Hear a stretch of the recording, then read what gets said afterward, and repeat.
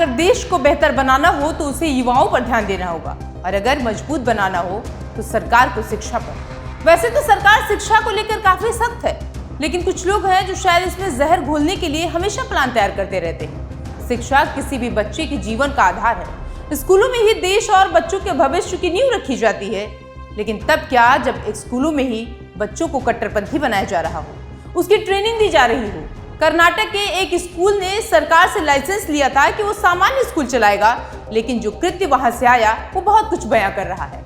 School में science का exhibition था, जिसमें छात्रों को साइंस से जुड़ा हुआ कोई ना कोई प्रोजेक्ट दिखाना था, लेकिन छात्रा ने जो दिखाया कब्र का मॉडल, जिसका नाम था आजादी कब्र, जिसमें महिलाओं की 2 कब्र दिखाई गई।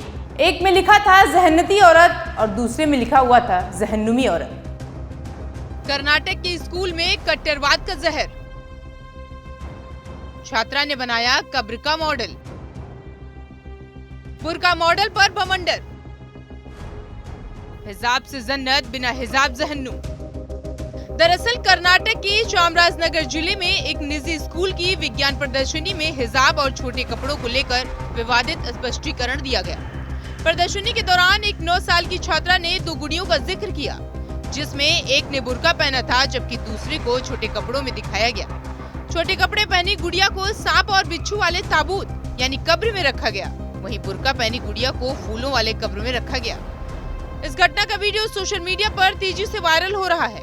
इसमें छात्रा दोनों गुड़ियों के बीच अंतर बताते हुए कहती है, अगर आप बुर्का पहनती हैं तो मरने के बाद शरीर को कुछ नहीं होगा, लेकिन अगर आप छोटे कपड़े पहनती हैं तो नरक में जाएंगी और सांप और बिच्छू शरीर को खा जाएंगे।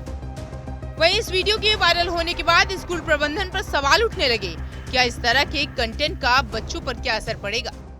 सल्लल्लाहु अलैहि वसल्लम ने फरमाया, जो औरत पर्दा करती है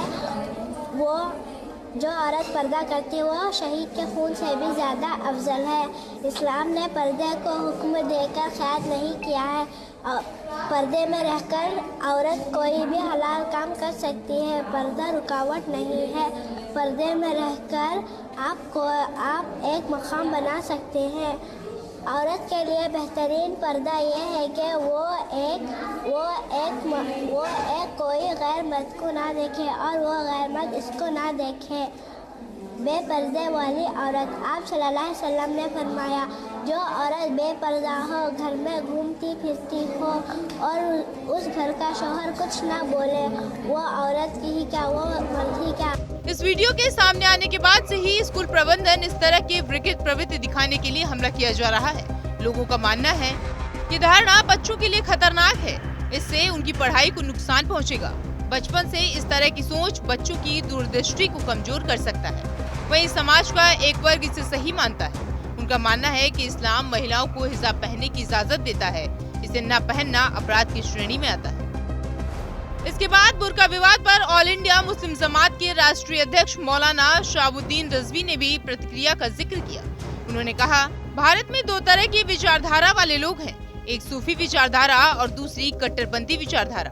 बुर्का या हिजाब मुस्लिम महिलाओं का मजहबी लिबास है।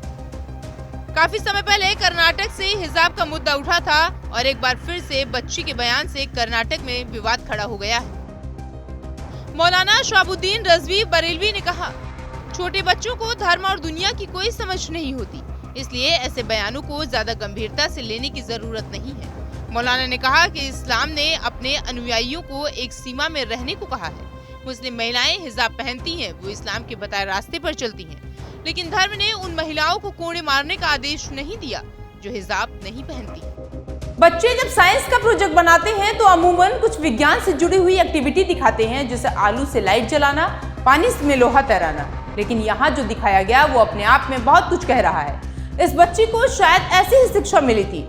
इसमें गलती बच्ची की नहीं बल्कि स्कूल मैनेजमेंट और उसके पीछे रहे कट्टरपंथी लोगों की है, जो छोटे छोटे बच्चों से मन में जहर घोल रहे हैं और उनके भविष्य को अंधेरे में धकेल रहे हैं। फिलहाल इसमें इतना ही, और ऐसी तमाम खबरों को देखने के लिए आप देखते रहिए जनतंत्र टीवी।